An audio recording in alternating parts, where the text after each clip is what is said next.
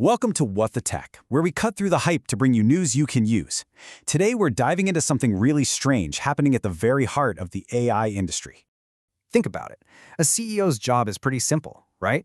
They're supposed to sell you their product. They want you to feel excited, to feel safe, to feel like their technology is going to make your life better. That's the whole point. But lately, the people actually building this AI revolution, they've been sounding the alarm. They're giving these really dark warnings about the exact same technology they're trying to sell. It's confusing, to say the least. So let's break down what is actually going on here. All right, here's how we're going to tackle this puzzle. First, we'll look at the AI paradox itself. Then we'll ask if these are scare tactics or a real strategy. After that, we'll see how the public is reacting, look at a growing global divide, and finally, we'll get to the most important part, what this all means for you. Okay, first up, the AI paradox. Let's really get into this bizarre situation where the people creating the tech are also the ones telling us to be afraid of it. So what gives? Are these genuine warnings, or is there some kind of 4D chess being played here? To figure that out, we've got to look at what some of the most powerful CEOs in the AI space are actually saying. First, you've got Dario Amodei, the CEO of Anthropic. He's not just talking about small changes. He's warning that AI could wipe out huge categories of white-collar jobs. And then he drops this bombshell. He says he can't even rule out that his own AI is conscious. I mean, wow, that's some serious sci-fi level stuff coming straight from the top. Then you have Sam Altman of OpenAI. He's incredibly blunt about it. He straight up admits that AI is unpopular right now. But his whole pitch is that eventually it's going to be like electricity, an essential utility that you'll just have to pay for, whether you like it or not. It's less of a sales pitch and more of a declaration of inevitability.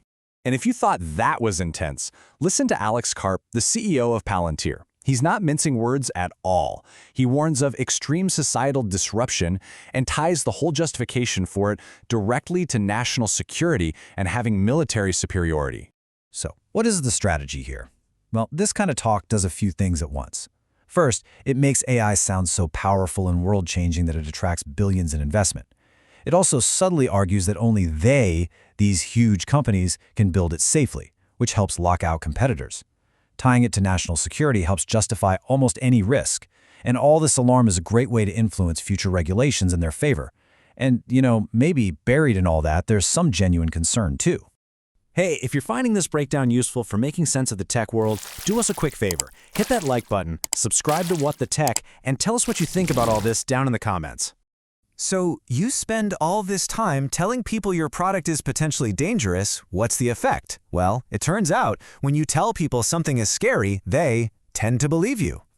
A recent NBC News poll found that just 26% of voters in the US have a positive view of AI. 26%.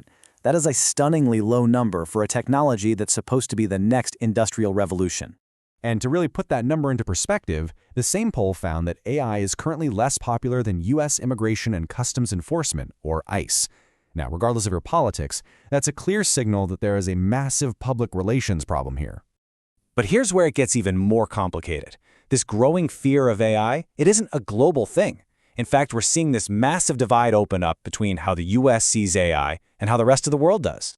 A Stanford report shows this perfectly. In the United States, only about 39% of people are optimistic about AI, but you look at a country like China, and that number is over 80%.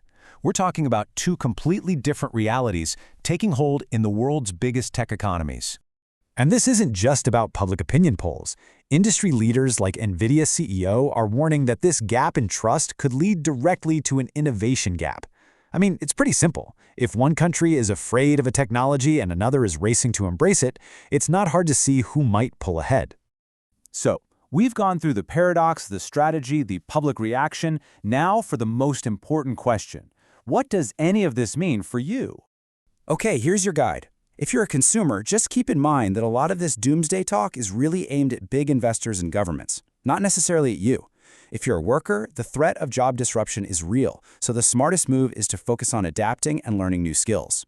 And for anyone watching politics, this gap between what the CEOs are warning about and what the public actually trusts is creating a ton of pressure for real regulation. All of this leaves us with one final critical question. When these tech leaders talk about risk, are they genuinely trying to build a safer future for all of us? Or are they just building a bigger moat to protect their own castles? The answer to that is going to shape everything. Thanks for tuning in to What the Tech.